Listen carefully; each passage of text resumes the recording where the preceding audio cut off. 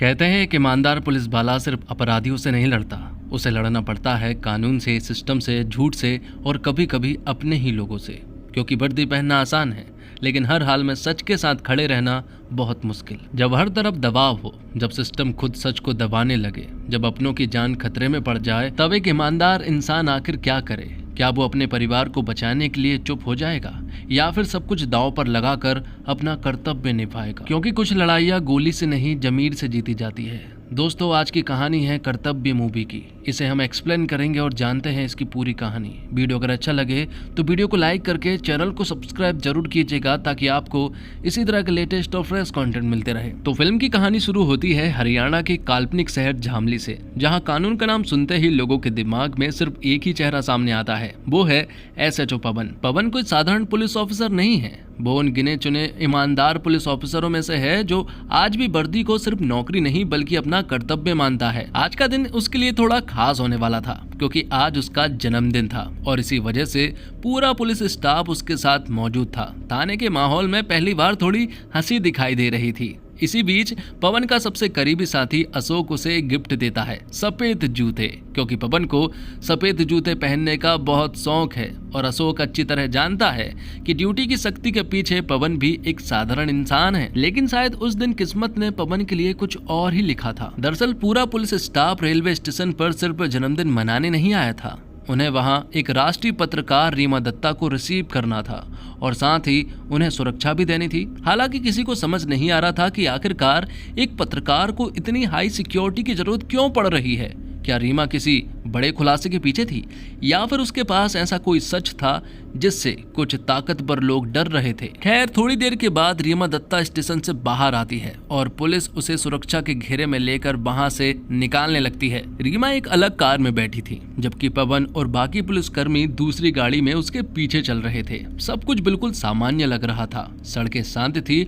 और किसी को कोई अंदाजा भी नहीं था कि अगले कुछ सेकंड में पूरा शहर हिलने वाला था। तभी अचानक से 2 बाइक सवार तेज रफ्तार में वहां पहुंचते हैं। उनके हाथों में बंदूक थी और बिना कोई चेतावनी दिए वो सीधे रीमा दत्ता की गाड़ी पर गोलियां चलाना शुरू कर देते हैं। चारों तरफ अफरा तफरी मच जाती है, लोग अपनी जान बचाने के लिए भागने लगते हैं और देखते ही देखते रीमा दत्ता की वहां मौत हो जाती है। लेकिन बात यहाँ खत्म नहीं होती। इस हमले में पवन की टीम का एक पुलिसकर्मी भी मारा जाता है और अशोक भी घायल हो चुका था। लेकिन पवन भी चुप रहने वाले में से नहीं था। वह तुरंत जवाबी फायरिंग करता है और उसी मुठभेड़ में उन 2 हमलावरों में से एक को मौके पर ही मार गिराता है, जबकि दूसरा हमलावर अंधेरे और भगदड़ का फायदा उठाकर वहां से फरार हो जाता है। अब रीमा दत्ता का मर्डर हो चुका था और इस खबर ने पूरे शहर को हिलाकर रख दिया था, क्योंकि बात सिर्फ एक हत्या की नहीं थी। एक राष्ट्रीय पत्रकार पुलिस सुरक्षा के बीच दिन दहाड़े मारी गई थी। इस घटना ने सीधे सीधे पुलिस विभाग की साख पर सवाल खड़े कर दिए थे।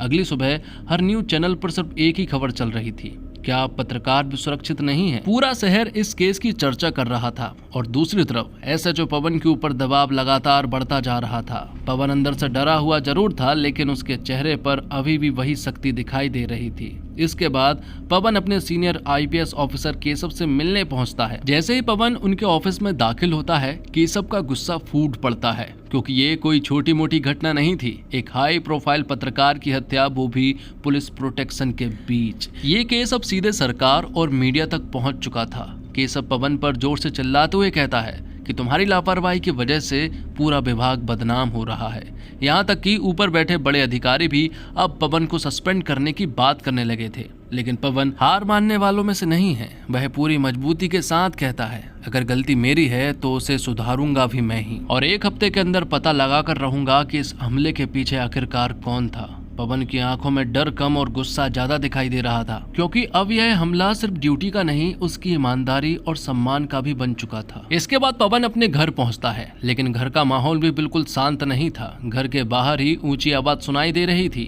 अंदर जाकर पवन ने देखा कि रवि नाम का एक आदमी उसके पिता हरिहर से बहस कर रहा है, और तभी यहाँ कहानी का एक नया मोड़ सामने आता है। असल में पवन का छोटा भाई दीपक रवि की बहन को लेकर भाग गया है। पूरा गांव इसी की बात पर चर्चा कर रहा था, लेकिन हरिहर को अब भी यकीन नहीं था कि उसका बेटा ऐसा कर सकता है। हालांकि हरिहर के लिए सबसे बड़ी चीज उसका परिवार नहीं, उसकी पगड़ी और उसकी इज्जत है। उसकी नजर में समाज में सम्मान सबसे ऊपर है, और अगर उस सम्मान के बीच उसका परिवार भी अगर आता है ना, तो उसे कोई फर्क नहीं पड़ता। इसलिए वह गुस्से में रवि से कह देता है, अगर दीपक ने सच में तुम्हारी बहन को भगाया है तो उसे उसकी सजा जरूर मिलेगी। हरिहर की बातें सुनकर साफ समझ आ रहा था कि वह एक ऐसा इंसान है जो रिश्तों से ज्यादा समाज की नजरों को महत्व देता है। इसके बाद पवन अपने बेटे से मिलता है और यहाँ कहानी थोड़ी भावुक हो जाती है, क्योंकि उसका बेटा भी उसे सफेद जूते ही गिफ्ट करता है। एक तरफ बाहरी दुनिया में गोलियां, साजिशें और खून खराबा चल रहा है, तो वहीं दूसरी तरफ पवन का परिवार अब भी उससे छोटी छोटी खुशियों के जरिए जुड़ा हुआ था। लेकिन पवन के दिमाग में इस समय सिर्फ एक ही बात चल रही थी कि आखिर दीपक कहाँ है, क्योंकि पवन बहुत अच्छी तरह से जानता था कि अगर उसने कुछ नहीं किया तो गांव वाले गुस्से में दीपक के साथ कुछ भी कर सकते हैं। इसलिए वह सीधे दीपक के सबसे करीबी दोस्त से मिलने पहुंचता है। शुरुआत में वह लड़का खुद को सामान्य दिखाने की कोशिश करता है, लेकिन पवन एक अनुभवी पुलिस ऑफिसर था, उसे लोगों के चेहरे पढ़ना आता था। पवन उससे सीधे सवाल नहीं पूछता, बल्कि घुमा फिरा कर ऐसी बात करता है जिससे सामने वाला खुद डरने लगे। और कुछ ही देर में पवन समझ जाता है कि दीपक सच में उस लड़की को लेकर भागा है, क्योंकि उसका दोस्त लगातार घबराया हुआ दिख रहा था। उसकी आंखों में डर साफ नजर आ रहा था। इसके बाद कहानी में एंट्री होती है झामली शहर के सबसे बड़े और प्रभावशाली बाबा आनंद श्री की। झामली में आनंद श्री सिर्फ एक बाबा नहीं है, लोग उन्हें भगवान का रूप मानते हैं और उनके आश्रम में हर दिन हजारों लोग आते हैं, कोई इलाज करवाने, कोई अपना दुख सुनाने, तो कोई सिर्फ उनका आशीर्वाद लेने। शहर के बड़े बड़े नेता हो या फिर बड़े बिजनेसमैन, सब उनके सामने सर झुकाते हैं। यहाँ तक कि अगर आनंद श्री किसी के बारे में एक शब्द भी बोल दे तो लोग आंख बंद करके उसी बात पर भरोसा कर लेते हैं। लेकिन हर चमकती चीज सोना नहीं होती, और आनंद श्री भी बाहर से जितने संत और ईमानदार दिखाई देते हैं, असलियत में उतने हैं नहीं।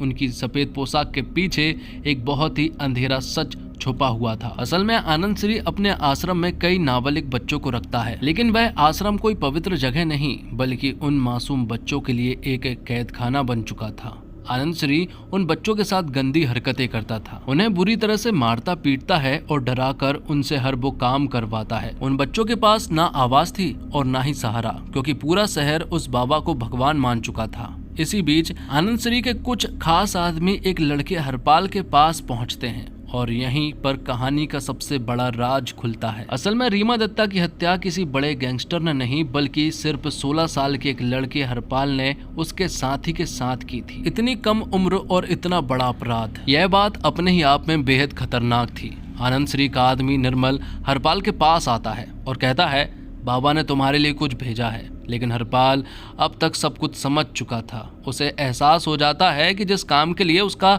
इस्तेमाल किया जा रहा था ना, अब वही लोग उसे हमेशा के लिए खत्म करना चाहते हैं। हरपाल के चेहरे पर डर साफ दिखाई दे रहा था, और तभी वह तेजी के साथ अपने कमरे में भागता है, और कमरे में पहुंचते ही वह बंदूक निकाल लेता है और बिना सोचे समझे निर्मल और उसके आदमियों पर फायरिंग शुरू कर देता है। पूरा माहौल गोलियों की आवाज से गूंज उठा था, लेकिन इस अफरा तफरी का फायदा उठाकर हरपाल वहां से अपनी जान बचाकर भागने में कामयाब हो जाता है। जिसके बाद हम देखते हैं अशोक को, जो कि हॉस्पिटल में थे क्योंकि उनके हाथ में गोली लगी थी, और यहाँ पवन जो है वो उनसे मिलने के लिए आते हैं। पवन इस तरह से अपने साथी का साथ नहीं छोड़ते, इसी वजह से वो यहाँ पर अशोक का खूब ख्याल रखते हैं, और तो और वो अपनी सस्पेंशन वाली बात जो है वो अशोक को भी बताते हैं कि कुछ ना कुछ तो करना पड़ेगा, वरना वो सस्पेंड हो जाएगा। आगे हम देखते हैं कि पवन के पिता हरिहर जो है वो सरपंच से मिलने के लिए जाते हैं, जहाँ पर की बहुत सारे लोग थे, और वो उन्हें ये सारी बातें बताते हैं। सरपंच कहते हैं कि पहले भी ऐसा बहुत बार हो चुका है, लेकिन जब भी लड़का और लड़की पकड़े जाते हैं तो उन्हें जान से ही मारा गया है।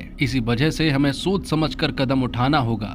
लेकिन हरिहर कहता है कि अगर ऐसा हुआ है तो मेरे बच्चों के साथ भी यही होगा, क्योंकि अगर उंगली में कैंसर हो जाता है तो उंगली को काटना ही पड़ता है। अगले दिन हम देखते हैं कि कुछ रिपोर्टर जो है वो पवन के पास आते हैं, और वो उन्हें रीमा दत्ता के बारे में बताते हैं कि दरअसल में वो यहाँ झामली आनंद श्री को एक्सपोज करने के लिए आई थी। उनके पास कौन सी इन्फॉर्मेशन थी और उन्हें आनंद श्री के बारे में क्या मालूम था, ये तो हमें नहीं पता है, लेकिन वो यहाँ आनंद श्री के लिए ही आई थी। पवन ये सारी बातें सुनने के बाद हैरान रह चुका था, क्योंकि उसे समझ आ गया था कि इन सब के पीछे आनंद श्री का ही हाथ होगा। दूसरी तरफ हरपाल जो है वो आनंद श्री के लोगों से भागता हुआ फिर रहा था। वो बहुत सारी जगह छिपता है, और यहाँ पर वो अपने माता पिता को भी खूब याद करता है, क्योंकि वो अपने माता पिता से बहुत दूर हो चुका था। उसे अपनी फैमिली की बहुत याद आ रही थी। अगले सीन में हम देखते हैं कि जब पवन जो है वो अपनी वाइफ वर्षा के साथ बैठा हुआ था ना, तब वर्षा बताती है कि उसे मालूम था कि दीपक और प्रीति जो है वो भाग गए हैं, और तो और उसे ये बात भी मालूम है कि वो लोग कहाँ भागे हैं।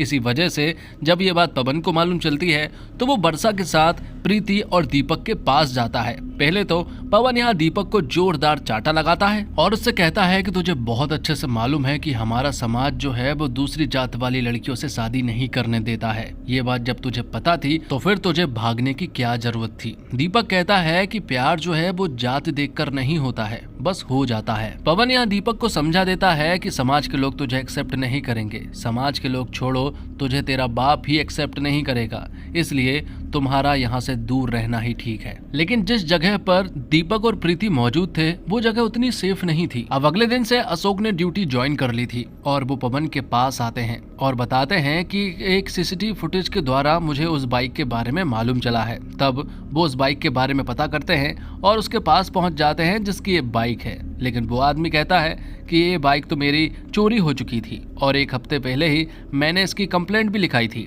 जिस वजह से इस आदमी ने तो कुछ नहीं किया है। ये बात पवन को मालूम चल चुकी है। लेकिन पवन को यहाँ एक बात मालूम चलती है कि इन सब के पीछे आनंद श्री का हाथ हो सकता है। यहाँ पर पवन मन बना लेता है कि आनंद श्री के आश्रम में उसे जाना चाहिए। यहाँ पर अशोक जो है वो काफी ज्यादा डरा हुआ था, लेकिन पवन जो है वो आनंद श्री के आश्रम में पहुंच जाता है।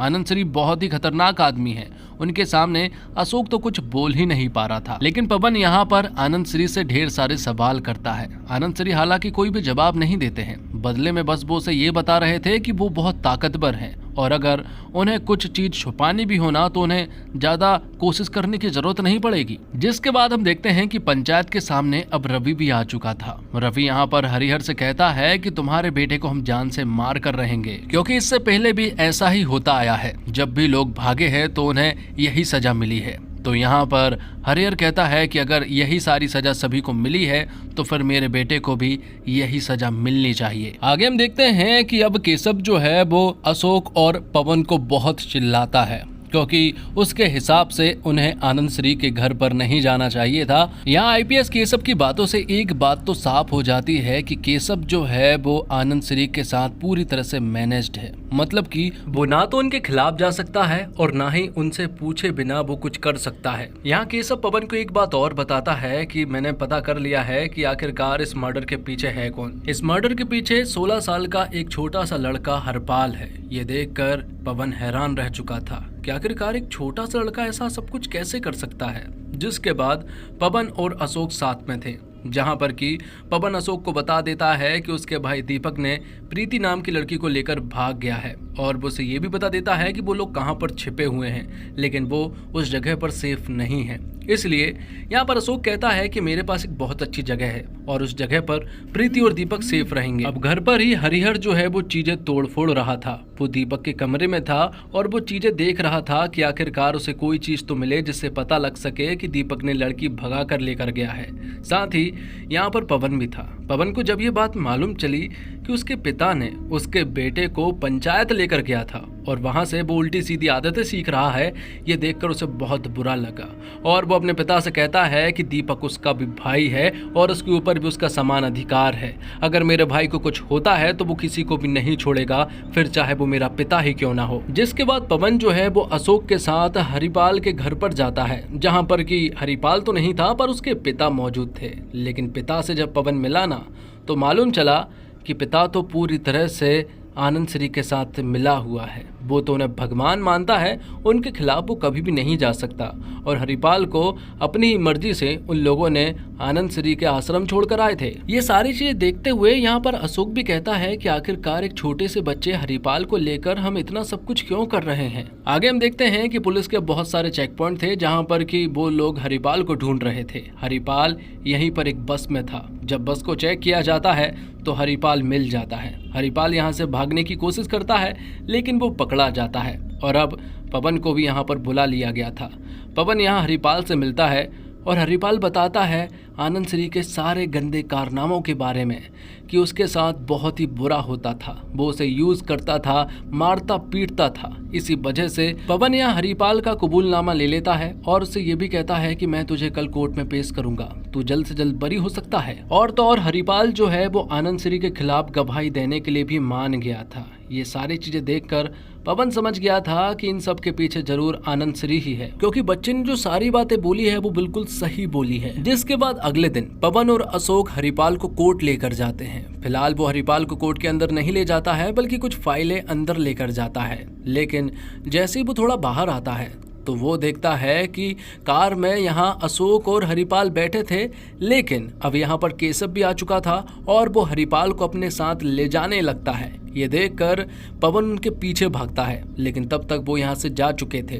तब पवन उनके पीछे जाता है और यहाँ केशव से कॉल पर बात करता है। वो उससे कहता है कि अगर तुमने उसे लेकर गए तो वो सारी फाइल जो है वो कोर्ट में सबमिट कर देगा, क्योंकि यहाँ हरिपाल ने कबूलनामा दे दिया है। यहाँ केशव पवन को बुरी तरह से चिल्ला रहा था, लेकिन पवन को भी गुस्सा आ जाता है और वो कहता है कि अगर उस छोटे से लड़के के साथ जरा भी कुछ हुआ तो तुझे मैं कुत्ते की तरह मारूंगा। और अब यहाँ पर केशव चला जाता है, क्योंकि यहाँ पवन के पास कबूलनामा था। यहाँ पर पवन को एक बात समझ आती है कि अगर कबूलनामा और अगर ये सारी चीज उसने कोर्ट में सबमिट कर दी ना तो फिर हरिपाल को भी जेल हो जाएगी और इस तरह से तो सिस्टम नहीं चलेगा। और ना ही वो केशव के खिलाफ जाना चाहता था, इसलिए वो केशव के पास जाता है। उसे पता है कि केशव जो है वो आनंद श्री के लिए काम कर रहा है, इसलिए वो उससे कहता है कि यहाँ पर मैं एक डील करना चाहता हूँ। मैं तुम्हें हरिपाल को तुम्हारे हवाले नहीं करूंगा, बल्कि मैं उसे राज्य से ही बाहर पहुंचवा दूंगा। साथ ही मैं तुम्हें वो कबूलनामा भी नहीं दूंगा, हालांकि मैं उसे कोर्ट में भी सबमिट नहीं करूंगा। जैसे हरिपाल को बचाने की जिम्मेदारी मेरी है, उसी तरह आनंद श्री को बचाने की जिम्मेदारी तुम्हारी है। अगर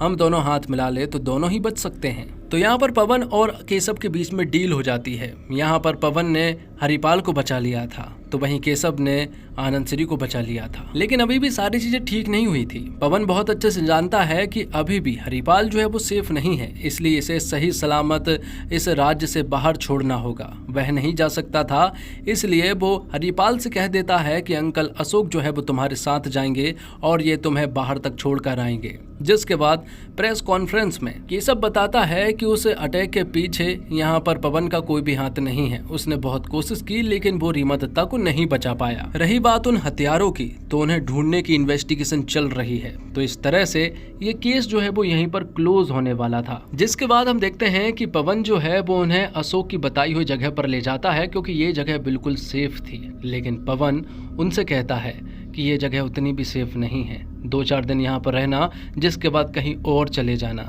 जिसमें मैं तुम्हें पैसे देते रहूंगा, लेकिन अभी तुम दोनों ही जवान हो, कुछ अच्छा कर सकते हो, इसलिए अब हम बार बार नहीं मिलेंगे। जिसके बाद अगले दिन पवन नोटिस करता है कि उसके पिता तो उससे गुस्सा है, वो उससे ठीक ढंग से बात नहीं कर रहे हैं और वो अड़ीबाजी पर अटके हुए हैं कि अगर उन्हें दीपक मिलेगा तो वो उसे जान से मार देंगे, क्योंकि पगड़ी और सम्मान के बीच में दीपक जो है वो कहीं भी नहीं लगता है। पवन ये सारी बातें अशोक को बताता है कि उसके पिता जो है वो अड़ीबाजी पर है, वो अपने बेटे दीपक को नहीं छोड़ेंगे अगर वो उनके हाथ लग गया तो, क्योंकि पिताजी को अपना समाज के सामने सम्मान प्यारा है, उनका परिवार सम्मान के आगे कुछ भी नहीं है। वो दोनों बातें कर ही रहे थे कि तभी यहाँ पर हरिपाल के पिता आते हैं और वो उनसे कहते हैं कि हरिपाल की माँ की तबीयत खराब है और एक आखिरी बार मैं हरिपाल की माँ से हरिपाल की बात करवाना चाहता हूँ। ये बात सुनने के बाद पवन जो है वो हरिपाल के पास कॉल करता है, क्योंकि पवन ने हरिपाल को एक मोबाइल दिया था, लेकिन कॉल नहीं लग रहा था। यह देखकर पवन थोड़ा सा टेंशन में आ जाता है। दूसरी तरफ हम देखते हैं कि रवि जो है वो सारे पंचायत को लेकर अब यहाँ हरिहर के पास जाता है। वो उनसे कहता है कि दीपक और प्रीति के बारे में मालूम चल गया है, अब हमें यहाँ ये डिसाइड करना है कि उन लोगों को कैसे मारना है, किस तरह से मारना है और कितने लोग जाएंगे। पंचायत डिसाइड करती है कि यहाँ पर हरिहर के 5 लोग जाएंगे और रवि के 5 लोग जाएंगे, और जिस तरह से सभी को मारा गया है उसी तरह से यहाँ पर दीपक और प्रीति को मारा जाएगा। यहाँ दूसरी तरफ पवन जो है वो हरिपाल को कॉल लगाया जा रहा था, लेकिन 6 घंटे से कोई भी आंसर नहीं आ रहा था। दरअसल में उसका मोबाइल स्विच ऑफ था। इसी वजह से यहाँ पर पवन को उसकी टेंशन हो रही थी। इसलिए पवन यहाँ अशोक से पूछता है कि क्या तुमने उसे सही सलामत छोड़ा था? तो अशोक कहता है मैंने हरिपाल को बिल्कुल सही सलामत छोड़ा था, कोई भी गलती नहीं हुई थी, इसी वजह से हमें टेंशन लेने की कोई भी जरूरत नहीं है। उसका मोबाइल शायद टूट गया हो। लेकिन यहाँ पवन को किसी और पर शक हो रहा था। अगले दिन वो केशव के पास जाता है और उनसे कहता है कि हरिपाल कहाँ है, लेकिन केशव को कुछ नहीं मालूम था। लेकिन पवन उनसे कहता है मुझे बहुत अच्छे से मालूम है कि इन सब के पीछे तुम्हारा ही हाथ है। अगर हरिपाल को कुछ भी हुआ तो उसका कबूलनामा मेरे पास अभी भी है और वो अभी भी उसे कोर्ट में सबमिट कर सकता है। ये सारी बातें सुनने के बाद केशव जो है वो तुरंत ही आनंद श्री के पास जाता है। वो उनसे कहता है कि अगर हरिपाल को कुछ भी हुआ तो फिर पवन जो है वो कबूलनामा कोर्ट में सबमिट कर देगा। तो यहाँ आनंद श्री कहता है कि इतनी छोटी सी प्रॉब्लम को जब तुम सॉल्व नहीं कर सकते तो तुम आखिरकार मेरे साथ कैसे रह सकते हो, तुम्हें ये सॉल्व करनी होगी। और अब निर्मल जो है वो यहाँ पवन के घर पहुँचता है। वो उससे कहता है कि यहाँ पर हम कबूलनामा लेने के लिए आए हैं। यहाँ हमें एक बात और मालूम चलती है कि पवन के पिता हरिहर जो है वो आनंद श्री को बहुत मानते हैं। और अब यहाँ पर पवन निर्मल और उसके लोगों को जाने के लिए कहता है, लेकिन यहाँ पर निर्मल नहीं मानता है, बल्कि वो पवन से फाइट करने लगता है। वो लोग पवन को बहुत ही बुरी तरह से पीटते हैं और साथ ही उसे ये भी बताते हैं कि हरिपाल जो है वो मारा गया है और तुझे ऐसा लग रहा है कि इन सब के पीछे हमारा हाथ है। हमने ही मारा है, लेकिन हमें लोकेशन जो है वो अशोक ने बताई थी, तेरे यार ने। जिसके बाद हमें एक फ्लैशबैक का सीन दिखाया जाता है जब अशोक जो है वो हरिपाल को छोड़ने के लिए दूसरे राज्य जा रहा था कि तभी उनकी कार के सामने यहाँ पर निर्मल और उसके साथी आ चुके थे। और अब यहाँ से हरिपाल भागने की पूरी कोशिश करता है, लेकिन निर्मल उसे जान से मार देता है। यहाँ पर निर्मल और उसके लोगों ने उसे बेरहमी से मारा था। अब जब ये सारी बातें यहाँ पर पवन को मालूम चली है तो वो पूरी तरह से टूट जाता है, क्योंकि अशोक ने उसे धोखा दिया है। पवन के दिमाग में बहुत सारी बातें चल रही थी। उसे समझ आ गया था कि सिस्टम जो है वो इस तरह से नहीं चलने वाला। एक तरफ धर्म है तो दूसरी तरफ कर्म है, लेकिन उसे अपने कर्तव्य को फॉलो करना है। इसलिए अब वो कुछ भी नहीं सोचेगा, बस आगे बढ़ता जाएगा। जो उसे सही लगेगा वो करेगा। इसीलिए यहाँ पर पवन जो है वो अपनी गन को निकालता है और सीधा अशोक के घर चला जाता है। अशोक ने जब यहाँ पर पवन की माथे की चोट देखी तो वो कहता है कि ये किसने किया, अभी हम उसके घर चलते हैं और उसे पीट कर आते हैं। लेकिन यहाँ पर पवन कहता है कि ये इतनी बड़ी चोट नहीं है।